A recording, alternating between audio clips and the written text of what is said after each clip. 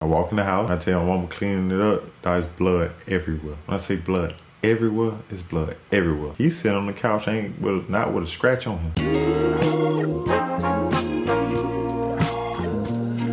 Yeah, it's your nigga hot. Winning lottery numbers coming up. Ain't no love in the city, my shit split down the middle. This shit done got so wicked ever since they killed my nigga. Now niggas screaming off, but we was dogs when we was little. Them just ain't tryna hear unless you talking with a pistol. This shit done got so wild, so they hide aside picking. The internet capping to get you killed for some attention. They think that shit life, but when you dead, that ain't living. That's why I always kept this shit real, no gimmicks. I know it's coming with it, and it's different when you in it. You know I kick my shit, but it's some things you never mention. Cause if it's really pressure, why put people in your business? I know it sound cool, but nigga die behind that distance. I lost one of my artists to this shit, I still miss him. Wish I would've told him just chill, play it different. Crackers came and grabbed my whole pack, so I been missing. Try to switch it up, but I been slacking on my mission. Really inside the city, and I know my people miss me. Everywhere I go, it's all love, hugs and kisses. Kids to the real niggas, all the bad bitches. We know slippers count. What's poppin' besides your cheeks? I'm Dookie, don't shoot 'em.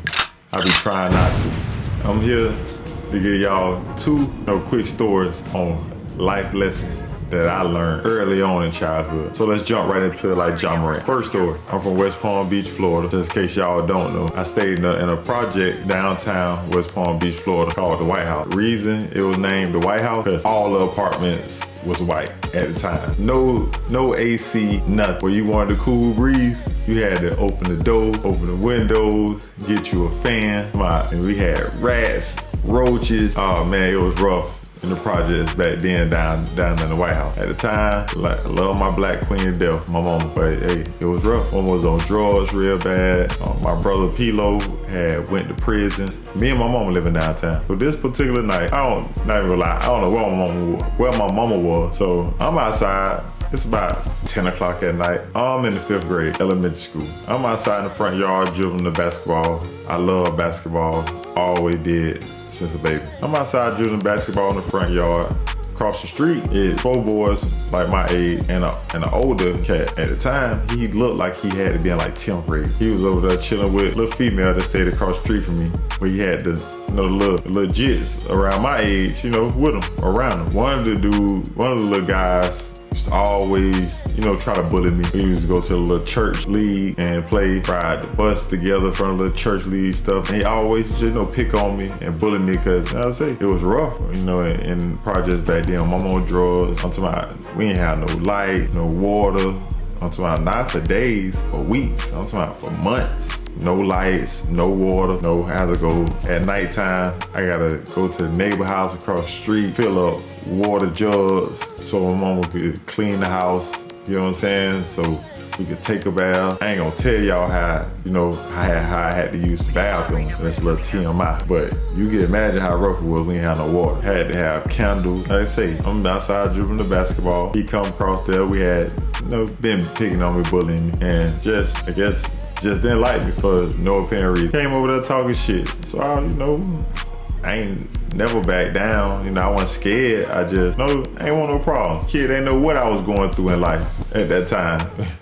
So I'm like, nah, bro, I don't really want to fight. He want to fight. So, we squared up. When I tell y'all, man, I beat that little boy ass so bad, you hear me? That boy goddamn knotted up bleeding. Goddamn, by the time we got finished that motherfucking fight. So I'm talking shit now. I'm feeling myself. Oh, man, fuck all y'all niggas. I whoop any one of you niggas over there. That's what I'm saying. So I'm turned. I'm turned up. I'm hyped. I done whooped his ass. He been bullying me. All you little homeboys over there. You got the big homie with the girl. Oh, yeah, I'm feeling myself. Like I said, I told him, man, fuck all y'all. I don't see none of y'all niggas over there. I whoop any one of you niggas ass. Big homie. I told you, he was like about in 10th grade. I was in 5th. I was small in 5th grade. I was 5'4". I hit a growth spurt when I got to 8th grade. I jumped from 5'4" to 6 feet going to the 8th grade. The summer going to the 8th grade. So big homie walked across the street. I say, walk across the street, ain't say nothing to me. Just slapped the shit out my ass. bow, Paul. Slap the shit out, bow. I'm like, oh shit. I grab my face like, God damn. And he say, bro, watch what you say out your mouth. You never know who you may offend. You talk about you don't give a fuck about none of us. You'll whoop any one of y'all fuck niggas over there. Homie, you ain't put no address on that. You could be speaking to me too. That's what he told me. I remember looking at that nigga like, bruh, like, bitch, you too big to be putting your hands on me. I told that boy straight up, hey, when my brother get out of prison, I'm gonna make him hurt you, bro. When my brother get out of prison, I'm gonna make him do something to you. I was so mad. I was like, damn, this big ass boy just hit me. Fast forward to today, I learned a valuable lesson that night. Nah, don't get me wrong. It wasn't that nigga motherfucking place to teach me that lesson.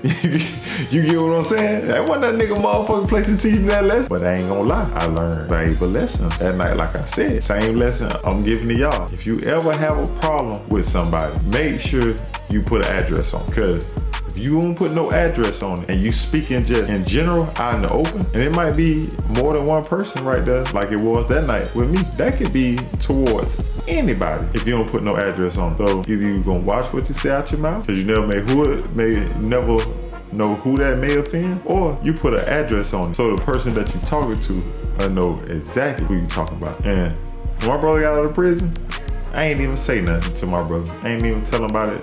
None of that. I probably to this day, the boy don't know who I am. I know who he is. But like I say, I learned a valuable lesson that night. And I realized that back then. And that's why I never tried to do nothing to the dude. I never said nothing to my brother because it did teach me a lesson. And again, that wasn't that nigga place to teach me that lesson. But I did learn from it. And I don't have an ego. My pride ain't too big to say that motherfucking slap at that age humbled me and taught me a lesson. Now, my second story, I'm gonna get to y'all right now. So we're gonna jump right into this one like Ja Morant. I want y'all to stay with me. Follow me like Travis Humphrey. So this night, my mama and my stepdad had got into it real bad. Probably worse than they had ever got into it. Fought, everything. I'm at the basketball court. Like I said in my last story, my mom was on drugs real bad. My stepdad was on drugs real bad. I'm out. It's like 11 o'clock at night, 10 o'clock at night. One of the guys, walking up the street, they're like, one of the guys in the neighborhood, they're like, hey, the homie, I want to go down there and check on your mama, man. I hear your mama and your stepdad are getting into it, real bad. So I ain't gonna lie, I run down there. I ain't supposed to been home any motherfucking ways. I run home right in the house. I say, this time, we ain't have no lights neither. Mama had the candles lit, you know what I'm saying? So I walk in the house, I tell my mama cleaning it up, there's blood everywhere. When I say blood everywhere, it's blood everywhere. He's sitting on the couch, not with a scratch on him. Nah, don't get me wrong, I love my stepdad to death. He was my daddy one in my life. Still to this day, I call my stepdad Pop. I say I love the man, but he was wrong. So man, fuck my mama eye up. My mama had a towel up. My mama removed that towel, and when I tell y'all, my mama eye was the size of a golf ball. No exaggeration. My mama eye was sticking out her face, real like it was that big. I thought my mama was gonna go blind. I thought my mama was gonna lose that eye. Like seriously. Same year, I was in 5th grade. I'd never forget it. I was like, bro, why the fuck would you hit my mama like that? Like, why you beat my mama like that, bro? I tell you, he was sitting on that couch smoking his cigarette and just looked at me like he didn't give two fucks. I was like, damn, bro. Like, and I always told myself, man, I never put my hands on a woman. Still to this day, I don't hit women. If I would argue with my lady or whatever, hey, let's try to hold you back from hitting me, but I never put my hands on a woman. And as a man should never put their hands on a woman. We men, we way stronger than women. One hit to a woman could kill her if, a man hit her. So I learned back then, I've never put my hands on a woman. So just like I say, he just looked at me and was like, whatever, little nigga type shit. Like, again, my older brother was in the Navy. He real cool, collective guy. He not getting into that kind of stuff. He not on that type of stuff. Now, my brother Pilo, who's in prison, oh yeah, he's a different story. So I'm like, hey, listen, I ain't even say nothing to him. I remember writing my brother. I remember telling my brother, hey, listen, you gonna have to whoop this nigga ass when you come home. That nigga fuck our mama shit up, bro. Like, our mama might lose her eye. My brother never wrote me back, never. But I didn't know my brother was getting ready to get out of prison. So probably not even 60 days later, my brother come home from prison. Mama screaming, back then it's a project. She's screaming. I'm at the basketball court again. She like, dude. I hear my mama scream. It's loud. One thing about it, she got her voice scared, so she screamed my name, dude.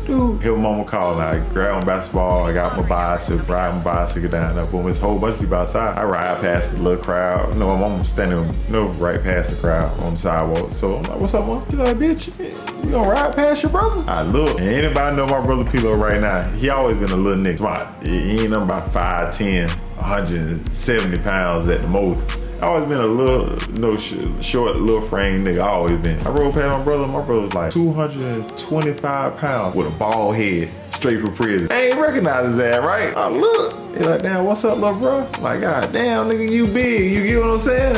I told you at that time I was short. I was like 5'4", something like that. So, later on that night, brother come in my room, you feel me? Brother sit on the edge of the bed. He was like, listen, bro, I got a probation officer cool, she gonna let me, get off probation early. I got like 30 days. He was like, I got that letter you wrote. And by that time, my brother, like I said, it wasn't even 60 days before I really got out of prison.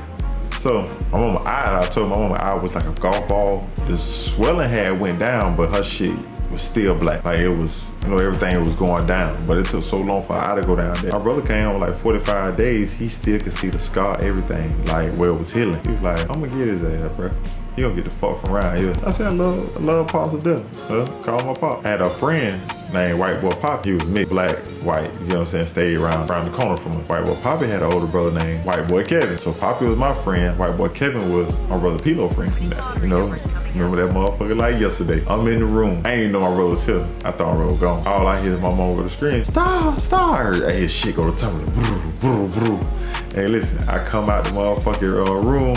I ain't gonna lie. Boy, White Boy Kevin and my brother Pilo fucking my stepdaddy or Paul, dog. I'm like, yeah, I ain't gonna lie. I'm like, yeah, get that nigga. You get what I'm saying? Whoop that nigga ass. I got my few little kicks in. You get what I'm saying? I ain't gonna lie, I had to, boy. That nigga whoop my mama ass, dog. You know what I'm saying? So I'm getting my little kicks in. When I tell you, my brother told you he was 225. Him and White Boy Kevin, dog. When I tell you, they damn near killed my stepdad in there. But like I say, he deserved it.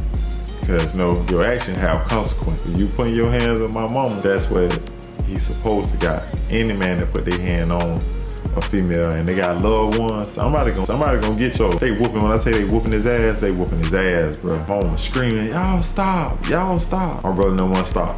Until the damn that killed him, bro. My mama ended up running to the neighbor's house. We ain't know where she went at. Always hear the police sirens, probably like 5 minutes later. He was like, yeah, bitch, I called the police on y'all last. Right. My brother say, what? You called the police on us? I'm whooping this nigga for you. All I know is my brother like, man, let's go.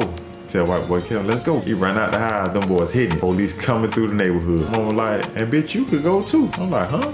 She like, yeah, bitch, you can get out too. I said, I love my mama to death, man. I love my mama to death, boy. God bless my mama's soul. Ain't a woman that can take my mama's place. So I tore out, I tore out running with my brothers. God damn it, fuck it. So I ran with brothers. My brother had his little, when he got out, he hadn't got a spot, got his own apartment. And I remember looking back when I was running through that opening in that alley. And I remember looking back at my mom like, damn, like my brother now whooped this nigga ass for you.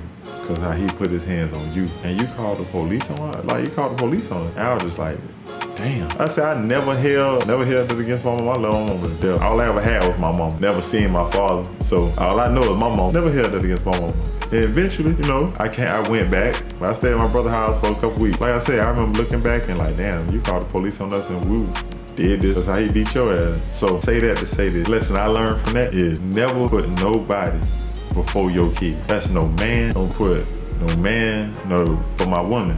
You don't put a man before your kids. For my fellas, you don't put no woman before your kids. You choose your kids if it ever came down to it. And that person don't like your kids, well, that ain't the person you need to be with. You know what I'm saying? But you don't choose your partner over your kids. I learned my lesson that day. I would never, and I say never, put nobody over my door. Nobody. I also learned that day, saying that from that lesson I learned that day, they say blood is thicker than water, right? Blood is thicker than water, but cum is thicker than both of them. Cause you got people out there that'll choose that nigga, or you got some niggas that'll choose that bitch over their kids. And when I say I don't mean anything derogatory, disclaimer. If from where I'm from, again, that's how we talk, niggas, bitch. So, I love my kings, my guys. I love my queens, but that's how I talk. So there are some women that choose that nigga over their kids, and some that'll choose that bitch. Some niggas that'll choose that bitch over their kids. That's why that's why I don't get in nobody relationship problems. Cause what? I learned that from my mom. Blood is thicker than water, but cum is thicker than both of them. So those are life lessons that I learned as a child. And to this day, I never forget those lessons. Hey, I love y'all, and if you fuck with me or you fuck with the video, go subscribe. Tell a friend to tell a friend, come subscribe. Love y'all, man.